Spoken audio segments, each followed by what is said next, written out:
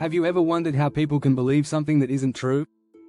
Or why certain messages seem to stick in our minds no matter how much we try to ignore them? Propaganda isn't just a thing of the past, it's everywhere today. In fact, research shows that fake news spreads 6 times faster than real stories online. The average person is exposed to around 5,000 ads a day, many of them trying to shape what we think or buy. But propaganda isn't just about advertisements. It's deeply woven into politics, media, and even social media. Politicians use it to sway elections, media outlets use it to build audiences, and sometimes, it's used to control entire countries.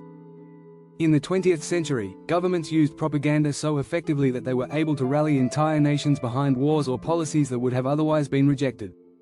One shocking example is the fact that nearly 80% of Americans believed that the US was losing the Vietnam War due to media coverage, even though the truth was far different.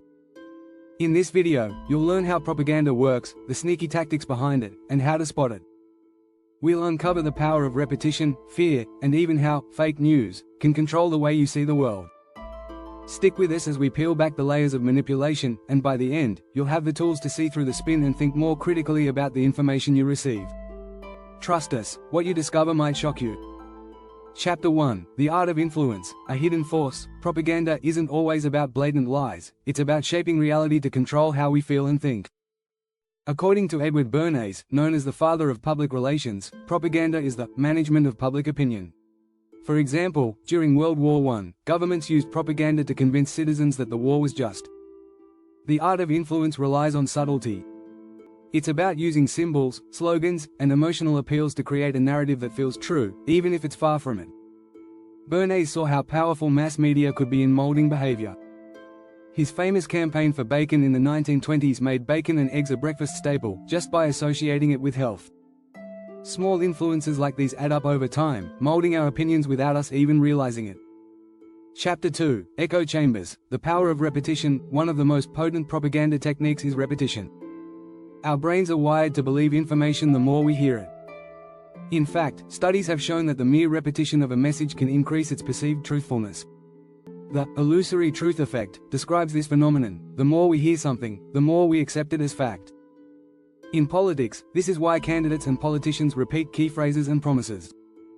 It isn't just coincidence, it's a deliberate strategy. Think of political slogans like, "Make America Great Again," or, "Yes we can." Repetition makes these ideas stick in our minds, even when they're oversimplified or misleading. According to psychology professor Timothy Wilson, what people say is often more persuasive than what they actually think. Propaganda masters know that a catchy slogan repeated enough times can start to feel like truth. Chapter 3: Creating Heroes and Villains, the Psychological Manipulation. Creating heroes and villains is another powerful propaganda tool. By painting someone as a hero, you inspire loyalty and trust. But when you turn someone into a villain, you create fear and distrust. This is a classic strategy used throughout history, from World War II to modern politics.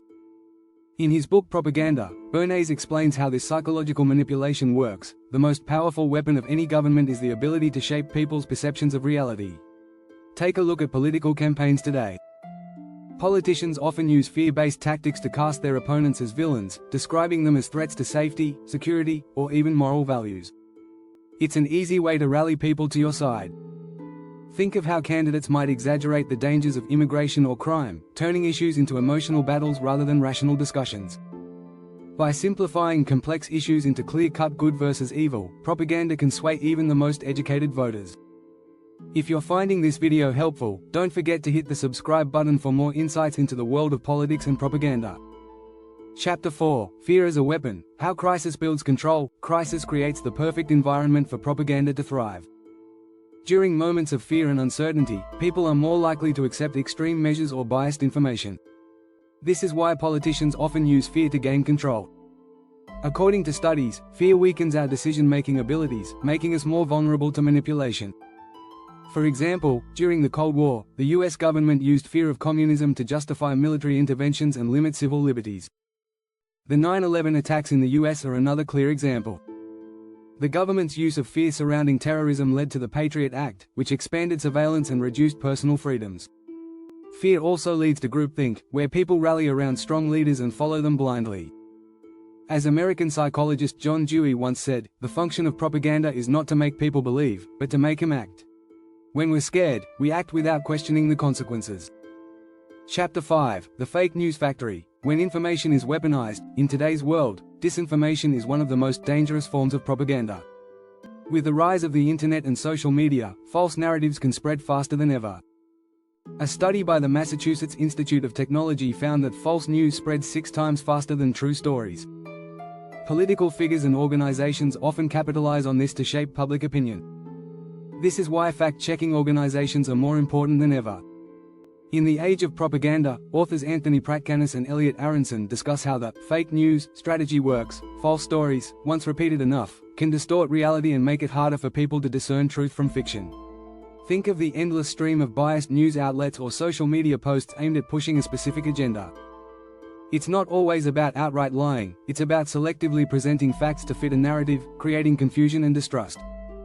Chapter 6: Countering the Spin. Empowering your critical mind. The most important step in understanding propaganda is learning how to counter it. To protect yourself from manipulation, you need to develop critical thinking skills.